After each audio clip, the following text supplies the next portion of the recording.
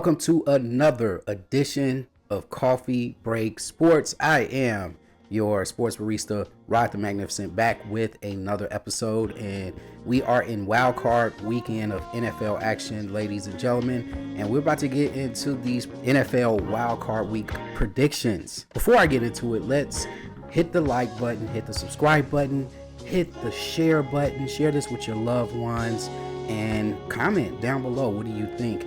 Who you think is going to advance to the divisional round of the NFL playoffs? Let me know and we'll chat down below.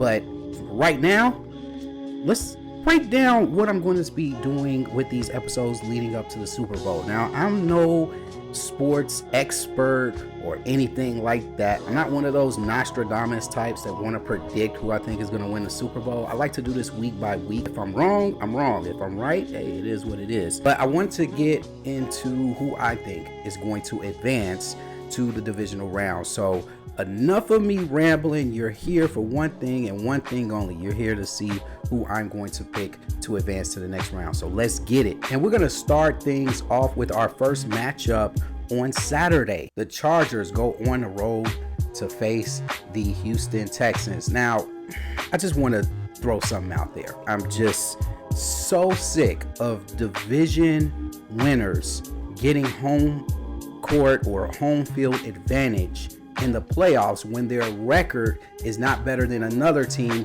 who's unfortunate to be in the same division with a team that's far superior. So here the Chargers are in the same division with the Kansas City Chiefs, who finished 15-2, and they finished with an 11-6 record, which is one game better than the Texans. I feel like the Chargers should be rewarded a home game, even though the Texans won their division. But that's another argument for another day. I don't know if they're going to ever change that. But we got the Texans at home for their annual home game, wild card game, because usually they always have the worst record amongst the division winners when it comes to stuff like this. And the Texans are stumbling into the playoffs. I just don't know what's going on with CJ Stroud. He started off okay, but he's been struggling for most of the season, and by his standards, he still put up some pretty good numbers during the regular season, but at a 63.2 pass completion percentage, he had 20 touchdowns, 12 interceptions, but those numbers paled in comparison to his rookie season where he threw for over 4,000 yards. So I don't know what's going on with him. Mixon has slowed down tremendously towards the end of the season. Nico Collins, he's just as good as what CJ Stroud produces. And so he's not one of those groundbreaking wide receivers. Then on the other side, you got the Chargers with Jim Harbaugh, the coach that I wanted to coach the Chicago Bears this season, but unfortunately that didn't happen. But get over it, Rodney. He's here with the Chargers, and he came in and established, hey, Justin Herbert, I know you can throw the football. I know you can sling the rock all over the place, all over the field, but we're going to rely on a running game. And they've done that. J.K. Dobbins has been amazing in the running game.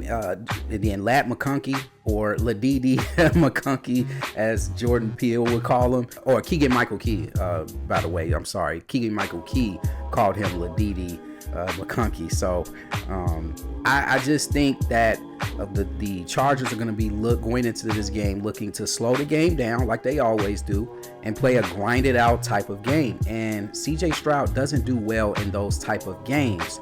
And that horrible performance they put on at home against the Ravens a few weeks ago leaves a lot to desire. And the Ravens are one of those smash mouth teams. And here the Chargers are similar to the Ravens, another smash mouth team with a very solid defense, with a quarterback that can make any throw at any time, with a very good running game and some decent wide receivers. I got the Chargers coming into Houston and winning this game, ladies and gentlemen. I just don't see Houston putting up any type of threat in this game unless they allow the home crowd to pump them up. But I got the Chargers in this one. They are a 3-point favorite to win this one. I don't know. I do not believe in the Houston Texans. Up next, we got the final game of the Saturday slate, the evening game. It's going to be a showdown between the Ravens and the Steelers. And I just want to say something as a Bears fan to all of these Bears fans out there throwing dirt on Justin Fields after beating the Green Bay Packers on Sunday, which as a Bears fan, I'm very proud that we finally got over that hump. But let's chill with the kicking dirt on Justin. I mean, Justin played hard when he was here. There's a lot of people that are still Justin fans and are anti-Caleb fans, and I'm a Bears fan. But I'm a fan of players, but I'm a Bears fan. And for people to just kick dirt on Justin Fields just because Caleb finally beat the Green Bay Packers, they still finished 5-12. Okay, we still 5-12. We're still not in the playoffs. He still had better wide receivers on the helm than Justin Fields had when he was here, and they still had the worst offensive rating in football. Let that sink in before you guys start celebrating. And I'm not saying I'm not a Caleb fan. I like Caleb. There's a lot of potential. I think he needs the right coach in order for him to put together a solid season. But hey, it's not about the Bears. I'm here for the picks. Steelers, Ravens, what do we got? Steelers on the road, and I say that to say I feel like Justin Fields should start this game. And I know I'm saying something very controversial. I know a lot of Steelers fans might not want me to hear it. There might be some Steelers fans that might agree with me.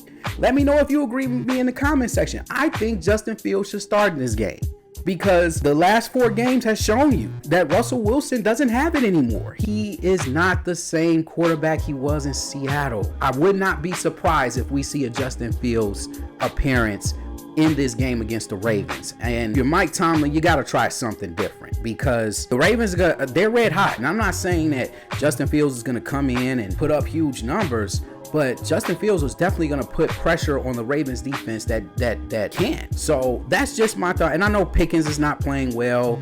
Pickens has been playing terrible. He's been getting booed by the home fans in that last game against the Cincinnati Bengals.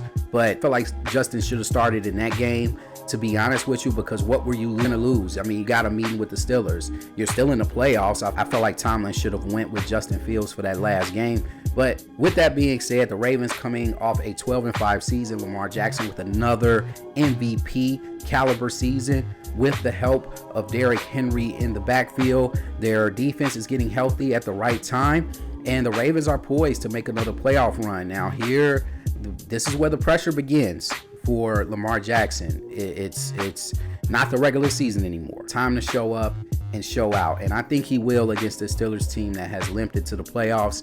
I think the Ravens win this one easily. They are a 9.5 point favorite, and I agree. I don't think this one's going to be close. Up next, we got Sunday afternoon. We have the first of a 3-game slate on Sunday. We got the Broncos going on the road against the Buffalo Bills, and the Broncos coming in with a very solid defense. I think the Bills should not look at this game as a easy matchup. They are a 9-point favorite, but I think this game is going to be closer than what a lot of people think.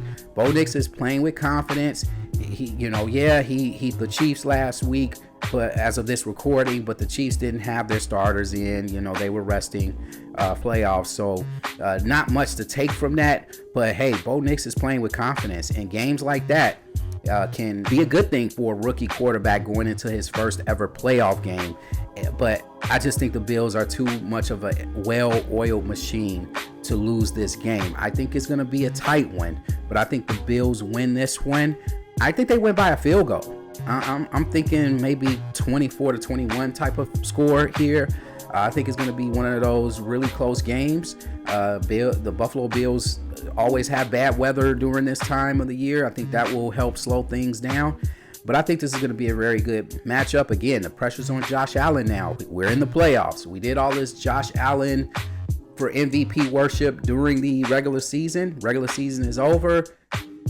Now he has a chance to prove that he belongs in the elite quarterback conversation. And it starts with beating the Broncos, and I think they do it.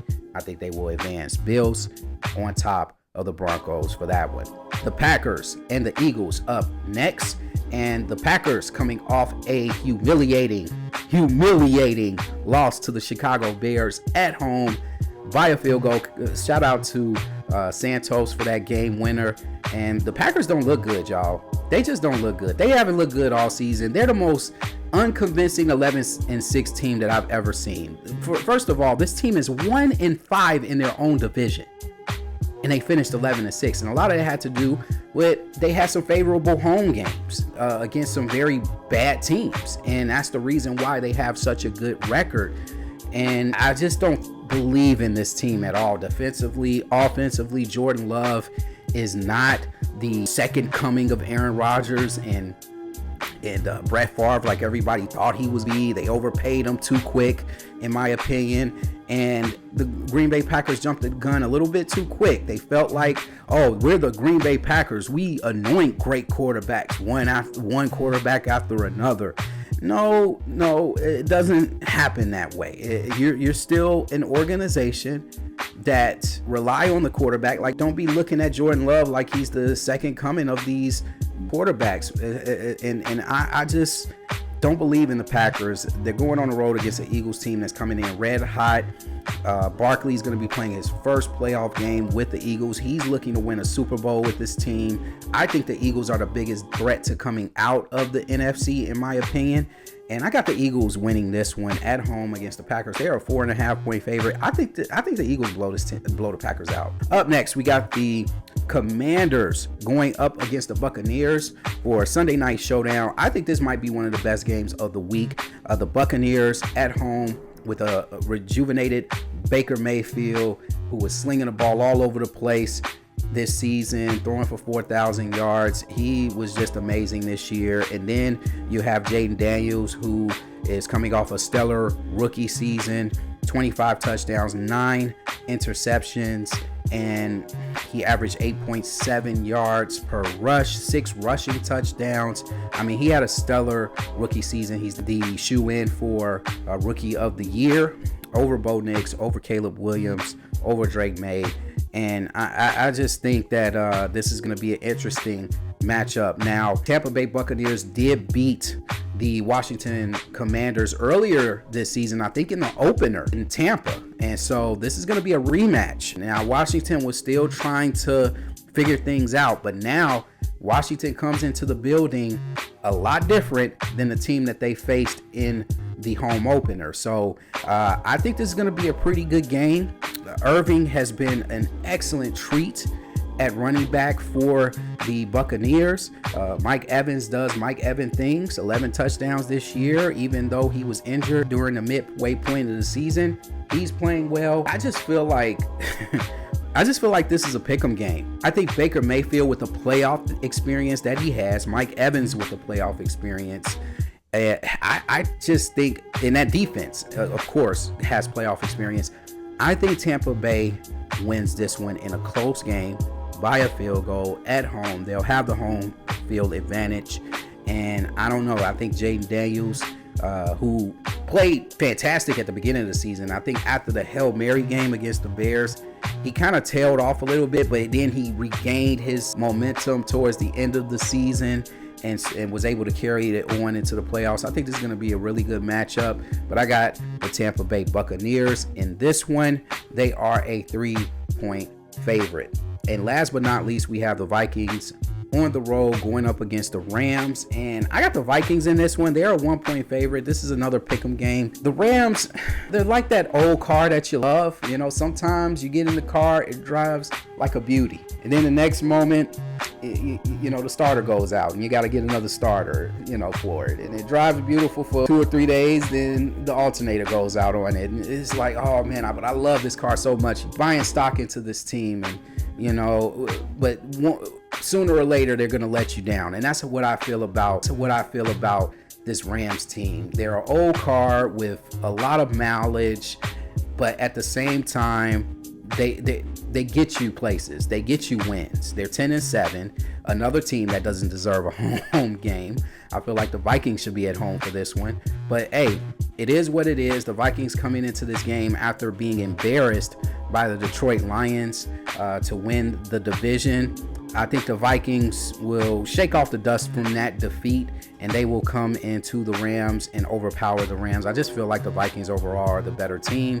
They have a much better defense. I think this is going to be a very good, well-coached game by both teams. I think this will be a tight game. It might come down to a field goal or a touchdown or one possession game, but I got the Vikings in this one, and those are my picks, and I'm sticking to them. And thank you for watching this episode of Coffee Break Sports. I am your sports barista, Rod the Magnificent. When it comes to coffee, when it comes to sports, stay grounded for life. Enjoy the wild card weekend of playoff action. With that being said, I'm signing off. I'll see you guys on the next one.